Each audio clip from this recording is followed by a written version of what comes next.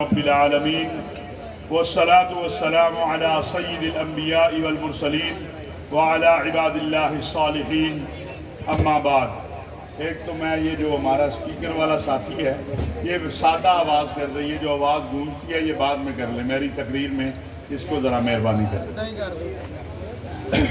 میرے انتہائی واجب الاحترام جانشین امام الخطباء، جانشین خطیب یورپ و ایشیا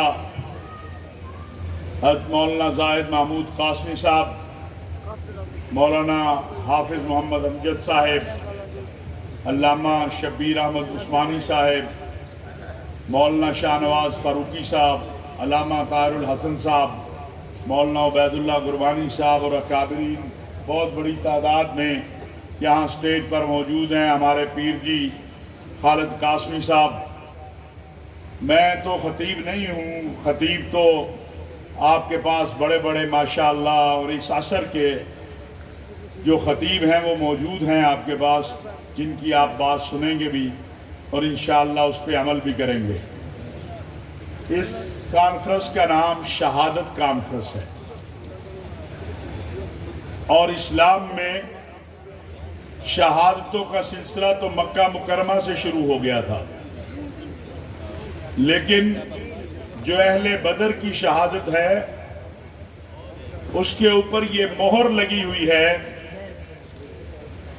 کہ رسول اکرم صلی اللہ علیہ وسلم نے فرمایا کہ اے اللہ، اگر آج تو نے انہیں فاتح نہ بنایا پھر تیری توحید کا ڈنکا بھی قیامت تک کہیں نہیں بجے گا۔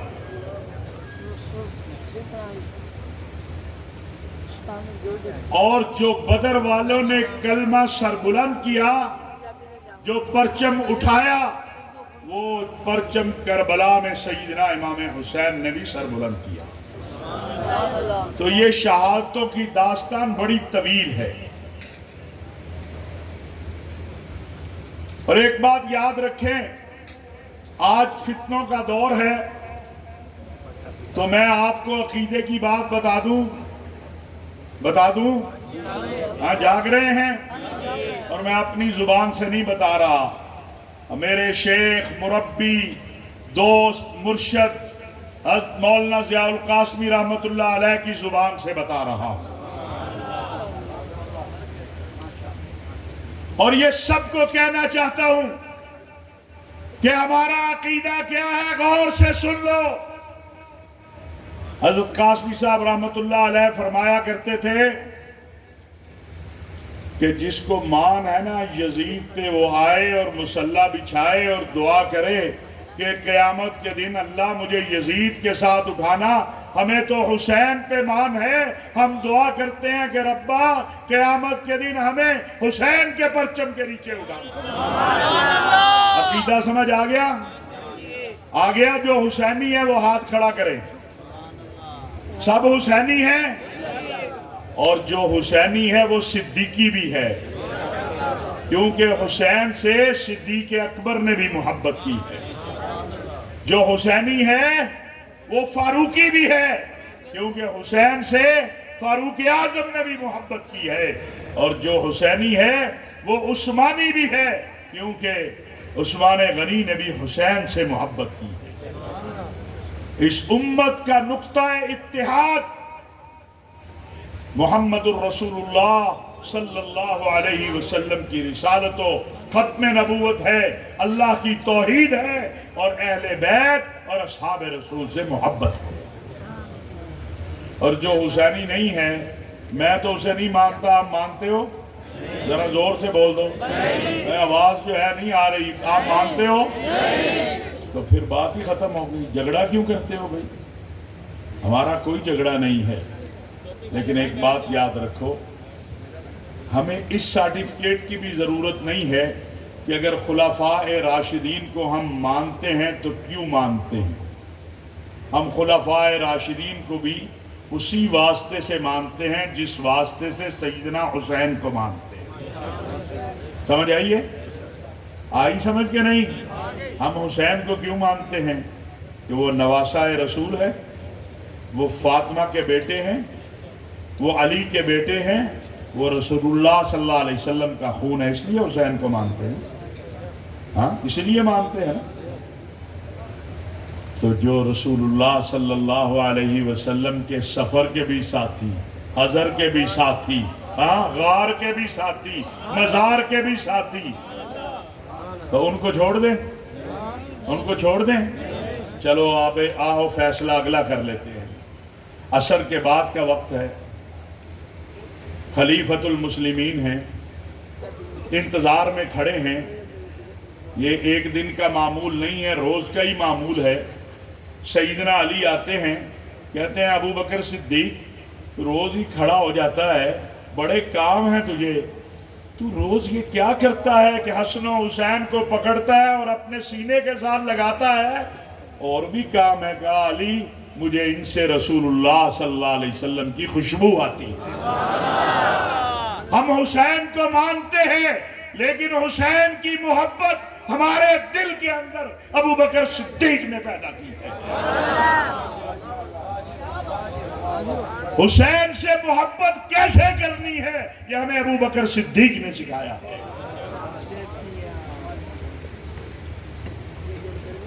وہ عمر، آج فیصلے آسان میں لمبا امتحان نہیں آپ کا لوں گا، فیصلہ خود کر لیں۔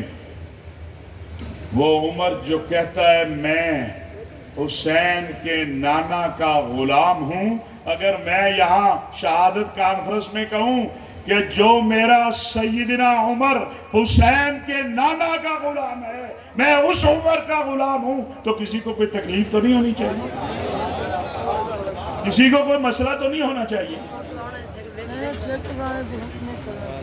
جو عمر یہ کہتے ہیں کہ میں حسین کے نانا کا غلام ہوں، میں کہتا ہوں میں اس عمر کا غلام ہوں، تمہیں کیا مسئلہ ہے یار؟ تمہیں کوئی مسئلہ ہے اس سے؟ چلو آگے آ جاتے ہیں۔ امام حسین کہہ رہے ہیں، امام حسین کا فرمان ہے کہ میری خواہش تھی کوئی دن وہ بھی آئے جب میں عمر کو پہلے سلام کروں، میں عمر کو پہلے سلام کروں۔ نوبت نہیں آتی تھی۔ کہتے ہیں ایک دن میں چھپ گیا مسجد میں کہ آج تو عمر آئیں گے، میں پہلے سلام کروں گا۔ کہا عمر داخل ہوئے، میں نے کہا ذرا آگے آ جائیں تو میں عمر کو سلام کروں۔ اتنے میں عمر کہتے ہیں السلام علیکم یا ابن رسول اللہ۔ میں نے کہا عمر میں تو چھپا ہوا تھا، آپ نے کیسے پہچان لیا؟ کہا وہی خوشبو مسجد سے آ رہی تھی جو رسول اللہ صلی اللہ علیہ وسلم سے آ رہی تھی۔ میں نہیں کہتا کتابیں اٹھاؤ، تاریخ اٹھاؤ کہ کبھی سیدنا علی نے سیدنا حسن و حسین کو مارا ہے؟ نکالو تاریخ کی کتابیں، نکالو۔ ایک ہی بار مارا ہے، ایک ہی بار مارا ہے، وہ عثمان غنی کی خاطر مارا ہے۔ تم مجھے کہتے ہو میں جھگڑا کروں، میں جھگڑا نہیں کروں گا، میں حسین کو بھی مانتا ہوں، میں عثمان کو بھی مانتا ہوں۔ اور ایک اور بات بھی کہوں، آج کل بڑا چونکہ فتنوں کا دور ہے، بڑے پریشان، حضرت یہ ہو گیا، حضرت وہ ہو گیا، ذی الحجہ آیا، یہ ہو گیا۔ مجھے عثمان کا دن منانے کے لیے، مجھے سیدنا عمر کا دن منانے کے لیے، مجھے سیدنا ابو بکر صدیق کا دن منانے کے لیے، مجھے سیدنا حیدر کرار کا دن منانے کے لیے، مجھے حسنین کریمین کے ایام منانے کے لیے کسی دن کی ضرورت نہیں ہے۔ میں تو صبح اور شام تک ان پہ درود پڑھتا ہوں، اللہم صلی علی محمد وعلی آل محمد۔ مجھے کسی کی اجازت کی بھی ضرورت نہیں ہے اس کے لیے۔ مجھے بتاؤ نماز ہو جاتی درود شریف کے بغیر؟ نہیں ہوتی؟ تو جھگڑا کیوں کرتے ہو یار؟ جی فلاں فلانا دن منا رہا ہے، فلاں خوشی منا رہا ہے۔ میں نے کہا منانے دو، تمہیں کیا اعتراض ہے؟ تمہیں کیا اعتراض ہے؟ تمہارا جو کام ہے تم اپنا کام کرو۔ تم سے یہ نہیں پوچھا جائے گا فلانا کیا کر رہا ہے، تم سے پوچھا جائے گا تم کیا کر رہے ہو۔ تو میرے عزیزو، سیدنا امام حسین نے، سیدنا فاروق اعظم نے، سیدنا عثمان غنی نے، حیدر کرار نے رضوان اللہ علیہ مجمعین قربانی اس لیے نہیں دی کہ میں یہاں جلسہ کروں اور اس کے بعد صبح ملاوٹ بھی کروں، صبح ایک دوسرے کا حق بھی ماروں، صبح جناب اپنا جا کے بہنوں کی جائیدادوں کے اوپر بھی قبضہ کر لوں۔ نہیں نہیں، انہوں نے قربانی دی محمد الرسول اللہ، سب کہو صلی اللہ علیہ وسلم، زور سے کہو صلی اللہ علیہ وسلم۔ یہ مردے بھی آپ بولے تو زیادہ آپ سے آواز آئے گی۔ اے تو عثمانی صاحب آنا ہے، ادھر آنا تو کی بنے گا، کہو صلی اللہ علیہ وسلم، زور سے کہو صلی اللہ علیہ وسلم۔ تو بات بڑی مختصر سی ہے۔ امام حسین رضی اللہ تعالیٰ عنہ نے کہا تھا کہ میرے نانا کے دین کی اقدار کو تباہ کیا جا رہا ہے، اس لیے میں کربلا میں نکلا ہوں۔ اقتدار تو اللہ نے قرآن میں بتا دیا کہ اصحاب رسول و اہل بیت کے گھر کے باہر کھڑی ہوئی لونڈی ہے۔ سمجھ آئی ہے کہ نہیں؟ یہ جو اقتدار ہے نا، اگر یہ عزیز ہوتا تو اہل سنت والجماعت کا متفقہ عقیدہ ہے کہ 5ویں خلیفہ سیدنا حسن ہیں، تو سیدنا حسن پھر خلافت نہ چھوڑتے۔ ہاں، 50,000 کا لشکر بھی کھڑا تھا، سفید کاغذ بھی آ گیا۔ حضرت امیر معاویہ نے کہا جو لکھنا ہے لکھ لیجئے، تابعداری کروں گا۔ فرمایا اقتدار نہیں چاہیے، اقدار چاہیے، اقدار چاہیے۔ تو ہمیں اقدار کی طرف توجہ کرنی چاہیے۔ 2-3 منٹ میں حالات حاضرہ پہ بات کر کے اپنی اجازت چاہوں گا۔ آپ سب سے گزارش کروں گا، اپنا عقیدہ ٹھیک کر لو، اپنا عقیدہ ٹھیک کر لو۔ ابھی تاریخ نکلے گی، ابھی تو ایک پتھر آیا ہے، جھگڑے ہی ختم کر گیا ہے سارے۔ ایک پتھر نکلا ہے مدینہ منورہ کے ایک چھوٹے سے قصبے میں، مسئلے ہی سارے حل کر گیا ہوئے۔ واہ عمر تیرے قربان جاؤں، مسئلے سارے حل کر گیا۔ میں جب تصور کرتا ہوں، تاریخ کو دیکھتا ہوں، تو یہ سب اکابر بیٹھے ہیں۔ تاریخ میں آتا ہے عمر بن خطاب رستوں میں جا کے بیٹھ جاتے تھے کہ فتوحات، مسلمانوں کی خبر جلدی مل جائے، گورنروں کی طرف سے خبر جلدی آ جائے۔ اسی ایک رستے پہ ایک پتھر پہ لکھا ہوا ہے، واہ عمر واہ، تیرے جیسا توحید پرست۔ آج بڑے ہم توحید توحید توحید کرتے ہیں، توحید تو یہ ہے، لکھا ہے پتھر پہ اللہ ولی۔ اور میں نے کہا مسئلہ حل ہو گیا، کیوں جھگڑتے رہتے ہو؟ پڑھو نا صبح شام جو عمر کہہ گیا۔ لکھا ہے پتھر پہ اللہ ولی عمر بن خطاب فی الدنیا و فی الآخرہ۔ باقی پتھروں پہ بھی عبارتیں ہیں۔ کسی پہ لکھا ہے کہ خلیفۃ المسلمین کو شہید کر دیا گیا، کسی پہ لکھا ہے کہ آج یہ ہوا، کسی پہ لکھا ہے میں فلاں ہوں، کسی پہ لکھا ہے میں فلاں ہوں۔ اس سے پتہ چلتا ہے کہ یہ پتھر پہ جو لکھا ہوا ہے یہ عمر بن خطاب کے ہاتھ کا لکھا ہوا ہے۔ کیا کہا عمر نے؟ عمر نے لکھا اللہ ولی۔ میں نے کہا کوئی یا فتح کی خبر آئی ہوگی یا کوئی غم کی خبر آئی ہوگی۔ عمر پتھر سے ٹیک لگا کے بیٹھا ہوگا، خبر آئی عمر نے وہی لکھ دیا اللہ ولی۔ عمر غم زدہ نہ ہو، اللہ ہی تیرا سہارا ہے، اللہ ہی تیرا مشکل کشا ہے، اللہ ہی تیرا حاجت روا ہے، اللہ ہی تجھے مصیبتوں سے نکالنے والا ہے، اللہ ہی تیرا کارساز ہے۔ تو میں نے کہا فتح کی خبر ہوگی، تو عمر نے کہا ہوگا ربا تو ہی میرا ہے، تو نے مجھے ہمت و طاقت دی، میں نے کیسر و کسرا کو گرا دیا، میں نے فارس کو فتح کر دیا، زمین پہ درہ مارا، زمین رک گئی۔ جب ہم نیل پہ گئے، کاظمی صاحب میرے ساتھ تھے، ہم نیل پہ گئے، میں نے کہا یہ نیل کو تو دیکھو، یہ نیل کو تو دیکھو، یہ اپنی اوقات سے باہر ہوا ہے، اس کی چھلے پکڑی نہیں جا رہی۔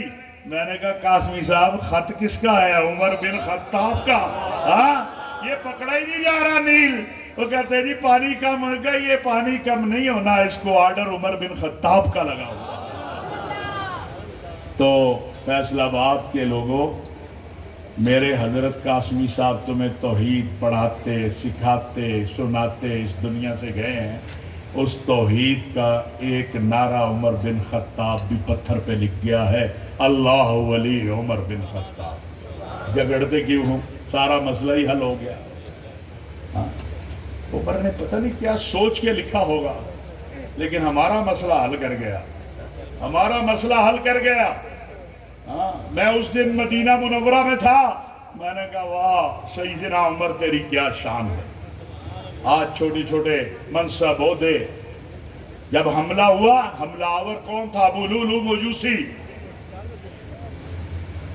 جو فارس سے ایران سے چلا تھا اس لیے کہ عمر بن خطاب نے ایران کو فتح کیا تھا۔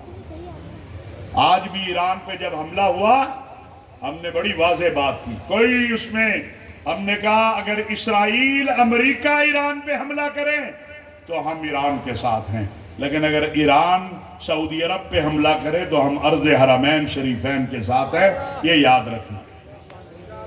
ہم ظالم کے ساتھ نہیں، مظلوم کے ساتھ ہیں۔ پھر اللہ نے ہمیں ہمارے اوپر مہربانی کی، ہماری حکومت نے بھی یہ بات واضح کی، پھر میرے اللہ نے کرم کیا، ایک آپ کا سپہ سالار ہے رات کی تہجد پڑھنے والا، رب نے کہا تو حافظ قرآن ہے، دنیا تیرے گیت تاریخ میں گاتی جائے گی کہ پوری دنیا کہہ رہی ہے پاکستان پاکستان پاکستان۔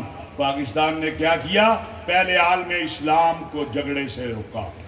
اسرائیل چاہتا تھا، یہودی چاہتے تھے، ہندوستان چاہتا تھا کہ یہ جھگڑا ہو جائے، ان کا، عربوں کا اور ایران کا۔ اللہ نے وہ اس سے محفوظ کیا۔ سبب کون بنا؟ بولو زور سے، کون سبب بنا؟ زور سے بولو، کون سبب بنا؟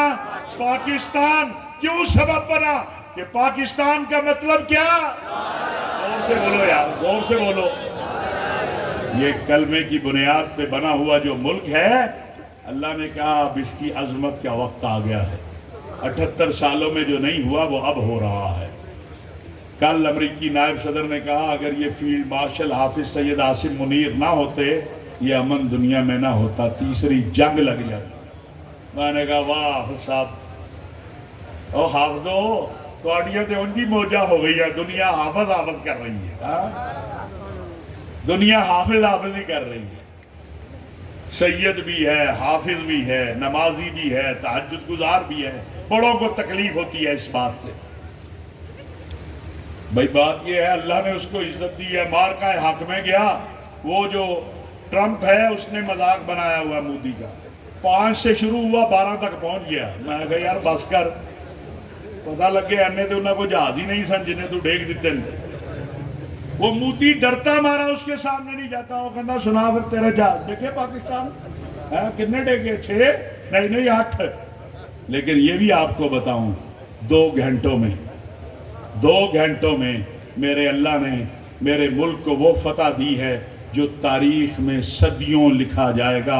ایک عرب بہت بڑے آدمی نے مجھے کہا شیخ اشرفی روز ہی دیکھتے تھے، کبھی غزہ پہ بمباری، کبھی لبنان پہ بمباری، کبھی یمن میں بمباری، کبھی کشمیر میں۔